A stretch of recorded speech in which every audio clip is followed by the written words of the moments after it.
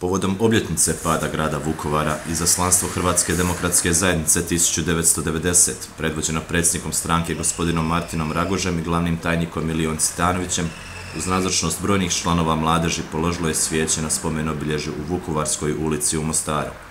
Tim činom odana je počast svim žrtvama Vukovara, ali i svim nevinim žrtvama rata u Hrvatskoj i Bosni i Hercegovini. Odavanjem počasti svim žrtvama nemilih događaja, predsjednik Hrvatske demokratske zajednice 1990 uputio je poruku mira, te naglasio kako je odgovornost na nama da se na ovim prostorima ratovi i sukobi više nikada ne ponove. Došli smo ovdje sa mladeži HDZ-a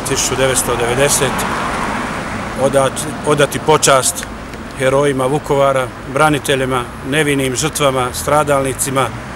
Imamo obvezu sve ove nove generacije graditi trajno sjećanje na te heroje, na tu veliku žrtvu i na taj veliki ulog u mirnu i sretnu budućnost. Dolaze ljudi koji su bolji od nas, koji će znati graditi jednu novu situaciju, jednu novu dimenziju odnosa i u Bosni i Hercegovini i na ovim prostorima.